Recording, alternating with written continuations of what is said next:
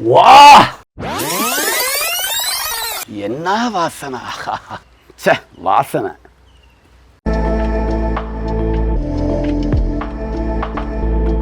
விவாஸ், இன்னைக்கு நம்ம பசுமை பூமியினுடைய ஆராய்ச்சி மையம் தஞ்சாவூர் மாவட்டம் கட்டுமாவடி, இது ஈசிஆர் ரோடு, கிழக்கு கடற்கரையோர சாலை. பசுமை பூமி விவசாயிகளின் ஆன்மீக சுற்றுலாதலம் ஏறக்குறைய 10 ஏக்கர்ல இயங்கிட்டு இருக்கு. இங்கிட்ட ஒரு 1/2 கிலோமீட்டர் போனீன்னு சொன்னா பே ஆஃப் பெங்கால், அந்த கடற்கரை பக்கத்துல தான் நம்முடைய பசுமை பூமி விவசாயிகளின் ஆன்மீக சுற்றுலாத்தலம் இயங்கிட்டு இருக்கு. எதுக்காக இந்த கிழக்கு கடற்கரையோர சாலையில இந்த பண்ணையை வச்சிருக்கிறோம்னு சொன்னா, இந்த கடற்கரை ஓரங்களில மீனமிலம் தயாரிக்கிறதுக்கான மீன்கள் அதிகமா கிடைக்குது. மீனமிலம் என்றால் கண்ட மீன்கள் எல்லாம் தயாரிக்க கூடாது. மார்க்கெட்டில் கிடைக்கிற கழிவுகள் இருந்து தயாரிக்கிறது மீனமிலம் அல்ல.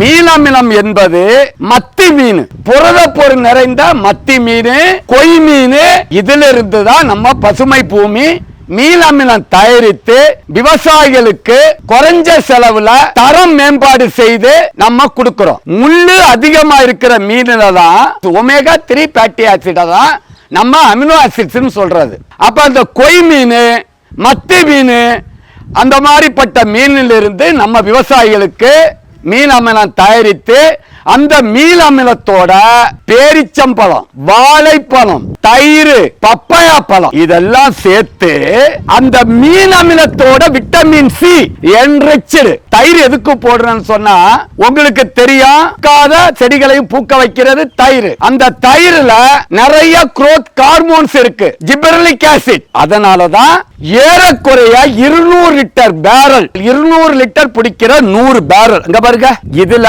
அந்த கடற்கரையிலிருந்து கிடைக்கிற மத்தி மீன், கொய் மீன், நீங்க அந்த மீன் வந்து போட போட அந்த சர்க்கரை எப்படி கலக்குறீங்க? மீன் பாதி சர்க்கரை பாதி சார், பாதி பாதி, அதோட வாழைப்பழம், பப்பாயா பழம், தயிர் கலக்குறீங்க. இப்ப இதுல 200 லிட்டர் பேரல்ல 100 கிலோ நாட்டு சர்க்கரை, 100 கொய் மீன், மத்தி மீன், அப்படிதானே போட்டு எத்தனை நாளைக்கு ஊற வைக்கிறீங்க? 40 நாள் சார். Very good. ஒரு 35-40 நாள் ஊற வச்சு அப்பப்ப கிண்டி விடுவீங்களா சார்? ஒரு 4 நாளைக்கு ஒரு வாட்டி கிண்டி விடுவோம். கிண்டி புழு எதுவும் வைக்கிறது இல்ல. வாசனை எப்படி இருக்கு சுஜய் சார்? இப்ப இது ஏறக்குறைய நமக்கு வந்து இப்ப 40 நாள் ஆயிடுச்சா? சரி, திறந்துருங்க பாப்போம் வாசனை எப்படி இருக்குன்னு பாப்போம். வா, என்ன வாசனை! உண்மையிலே சரி, இப்ப இத எப்படி பயன்படுத்துறது, என்னென்ன செடிகளுக்கு பயன்படுத்துறது எல்லாம் பார்க்க போறோம், அப்படிதானே? சரி சுஜய் சார், இப்ப 1 லிட்டர் எடுங்க.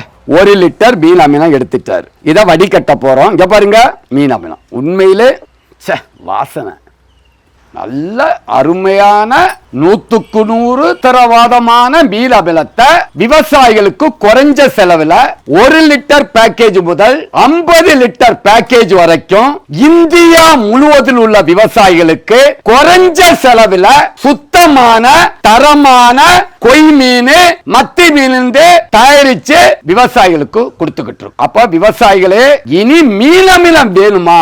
ஒண்ணு நீங்க தயாரிக்க, போலிகளிடம் வாங்காதுங்க. பசுமை பூமியை தொடர்பு கொள்ளுங்க.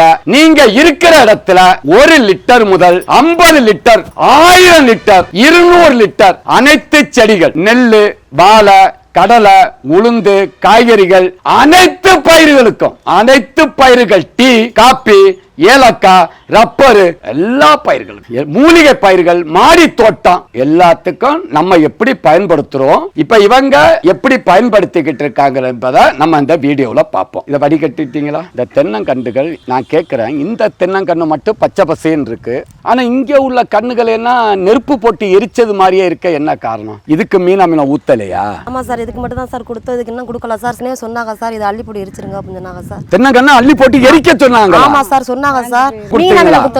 கொடுத்து 1 மாதம் இருக்குமா? இருக்கும் சார், பச்சை பச்சைன்னு ஆயிடுச்சு சார். இத மாதிரி நெருப்பு போட்டு கொளுத்த வேண்டிய தென்னங்கண்ண இந்த மீன் அமிலம் ஊத்தி பச்சை பச்சை பசேன்னு, அவ்வளவு பெரிய அற்புதம் அந்த மீன் அமிலம். விவாஸ், இதுதான் நம்ம பசுமை பூமியால் தயாரிக்கப்பட்ட அக்குவா சிரம். ரத்தத்துல சிரம் இருந்தாதான் ரத்தம் லிக்விடா இருக்கும். செடிகள் வந்து பச்சை பசையா இருக்கிறதுக்காக தான் அக்குவா சிரம், பசுமை பூமி அக்குவா சிரம் என்ற மீன் அமிலத்தை தயாரிச்சிருக்காங்க. இதை எப்படி ஊத்துனாங்க, எப்படி என்ன என்ன செய்தாங்க என்பதை அவங்ககிட்ட கேட்டுருவோம். இப்ப இது 10 லிட்டர் தண்ணி, ஆமா சார். இதுல 1 லிட்டர் ஒரு லிட்டர் ஊத்துறீங்களா? கலக்கணும். 1 லிட்டர் ஊத்திடுவோமா? ஊத்துவோம் சார். இங்க பாருங்க விவாஸ், இங்க பாருங்க கலரை பாருங்க, இங்க பாருங்க உண்மையிலே தேனாமிர்தம். இப்ப நம்ம செடிகளுக்கு ஊத்துறோம்.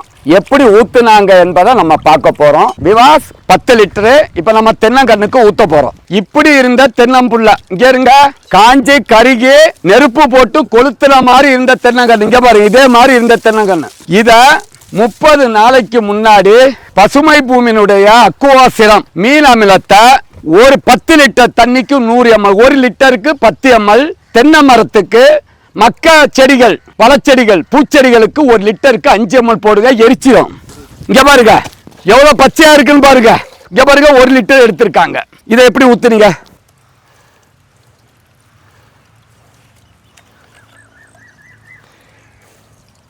சரி, நான் இப்ப உங்கள்ட்ட சேலஞ்ச் பண்றேன். அக்குவாசிரம் மீன் அமிலம் இப்ப இதுக்கு 1 லிட்டர் ஊத்துறேன். 30 நாள்ல இப்படி இருந்ததுன்னா அப்படி ஆயிட்டேன்னு சொல்ல போகுதாம். அப்ப விவசாயிகளே, உங்க தோட்டத்திலையும் காய்க்காம பூக்காம வளராம மஞ்சள் அடிக்கிற செடிகள், தென்னையா இருக்கட்டும், பழச்செடிகளா இருக்கட்டும், பூச்செடிகளா இருக்கட்டும், மாடி தோட்டங்களா இருக்கட்டும், அனைத்து பயிர்களுக்கும் கடவுளால் படைக்கப்பட்ட உணவே மருந்து, மருந்தே உணவு என்பது பசுமை பூமியினுடைய அக்குவாசிரம் என்பது ப்ரூஃப் ஆனது.